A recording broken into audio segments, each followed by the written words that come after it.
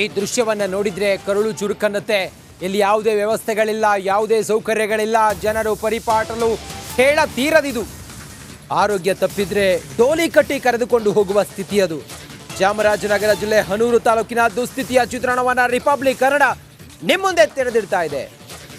ನೋಡಿ ಹೆಂಗಿದೆ ಅಂತ ಹೇಳಿದ್ರೆ, ಇಲ್ಲಿ ಇಂಡಿಗನತ್ತ, ತುಳಸಿಕೆರೆ ಸೇರಿದಂತೆ 5 ಗ್ರಾಮಗಳ ಜನರ ಪರದಾಟವನ್ನು ರಿಪಬ್ಲಿಕ್ ಕನ್ನಡ ಮೂಲಭೂತ ಸೌಕರ್ಯ ಇಲ್ಲದೆ ಜನ ದಿನ ಬೆಳಗಾದ್ರೆ ಬದುಕ್ತಾ ಇರೋದನ್ನ ನಾವು ನಿಮ್ಮ ಮುಂದೆ ತೆರೆದಿಡ್ತಾ ಇದ್ದೀವಿ.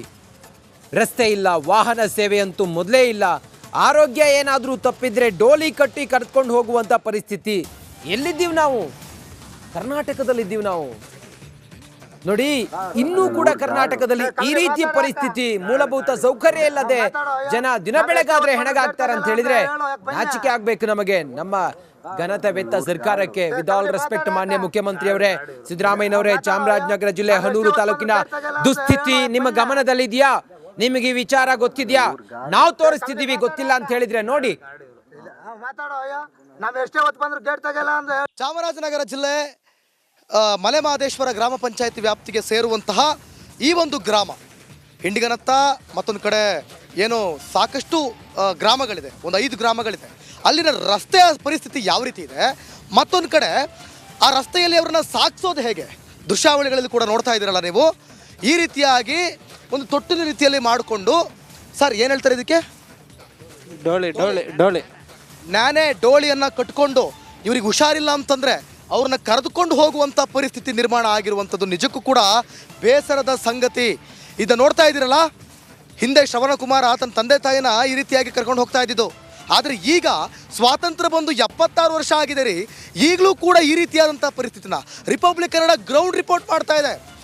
ನಾಚಿಕೆ ಆಗಲ್ವೇನ್ರಿ ನಿಮಗೆ? ಅವ್ರು ಬೇಕು, ನಿಮಗೆ ಅವರ ಮತಗಳು ಬೇಕು, ಅವರಿಂದ ನಿಮಗೆ ಉಪಯೋಗ ಆಗಬೇಕು.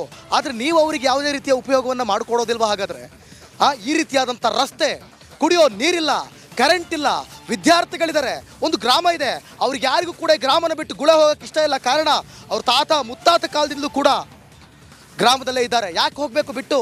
ನೀವು ಬರ್ತೀರಲ್ವ ಈ ಗ್ರಾಮಕ್ಕೆ, ಬಂದಾಗ ನಿಮಗೆ ಅನ್ಸೋದಿಲ್ವಾ ಇವರಿಗೊಂದು ವ್ಯವಸ್ಥೆ ಮಾಡಿಕೊಡ್ಬೇಕು ಅಂತ ಹೇಳಿ? ಏನು ಈ ಕಾಲ್ದಾರಿ ಇದೆಯಲ್ಲ ಅಂತ ಡಾಂಬರೀಕರಣ ಮಾಡ್ಬೋದಲ್ಲ, ಒಂದು ಬಸ್ ಬಿಡ್ಬೋದಲ್ಲ, ಅಟ್ಲೀಸ್ಟ್ ಯಾರಾದರೂ ಬಾಡಿಗೆ ಏನಾದರೂ ಹೊಡ್ಕೋತಾರ್ರಿ, ಒಂದು ಕೆಲಸ ಏನಾದರೂ ಮಾಡ್ಕೋತಾರೆ, ಒಂದು ಅವಕಾಶ ಮಾಡಿಕೊಟ್ರೆ. ಈ ರೀತಿಯಾದಂಥ ಪರಿಸ್ಥಿತಿ ನೋಡಿ. ಇಲ್ಲೊಂದು ಚೆಕ್ ಪೋಸ್ಟ್ ಇದೆ, ಈ ಚೆಕ್ ಪೋಸ್ಟನ್ನು ದಾಟಿ ಈ ರೀತಿಯಾಗಿ ಕರ್ಕೊಂಡು ಹೋಗಬೇಕಲ್ಲ. ಈ ರೀತಿಯಾದಂಥ ಪರಿಸ್ಥಿತಿ ಯಾರಿಗೂ ಬರಬಾರ್ದು. ರಿಪಬ್ಲಿಕ್ ಕನ್ನಡದ ರಿಯಾಲಿಟಿ ಚೆಕ್ ಮಾಡಿ ನೇರವಾಗಿ ನಿಮ್ಮ ಮುಂದೆ ಇಡುವಂಥ ಪ್ರಯತ್ನವನ್ನು ಮಾಡ್ತಾ ಇದೆ. ಕ್ಯಾಮ್ರಾ ಪರ್ಸನ್ ಮಹೇಶ್ ಜೊತೆ ಅಶ್ವದೇವಿತ್, ರಿಪಬ್ಲಿಕ್ ಕನ್ನಡ, ಮಲೆಮಹದೇಶ್ವರ ಬೆಟ್ಟ.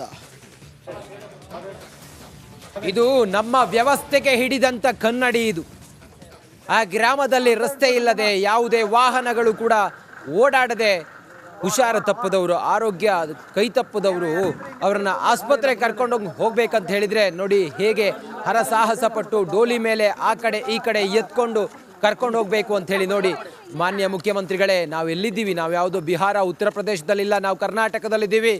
ಕರ್ನಾಟಕದ ಪರಿಸ್ಥಿತಿ ಹೀಗಿದೆ ಅಂತ ಹೇಳಿದರೆ ಬೇರೆಯವರು ಆಡ್ಕೊಂಡು ನಗ್ತಾರೆ. ನೋಡಿ, ರಿಪಬ್ಲಿಕ್ ಕನ್ನಡ ನಿಮ್ಮ ಮುಂದೆ ತೆರೆದಿಡ್ತಾ ಇದೆ ಈ ಶೋಚನೀಯ ಪರಿಸ್ಥಿತಿಯನ್ನು. ಇನ್ನಾದರೂ ಕೂಡ ಇಂಥದ್ದೊಂದು ಘಟನೆ ಅಥವಾ ಇಂಥದ್ದೊಂದು ಹಳ್ಳಿ ಇನ್ನಿರಬಾರ್ದು. ಹಾಗೆ ಮಾಡ್ಬೇಕು ನೀವು ಮಾನ್ಯ ಮುಖ್ಯಮಂತ್ರಿಗಳೇ.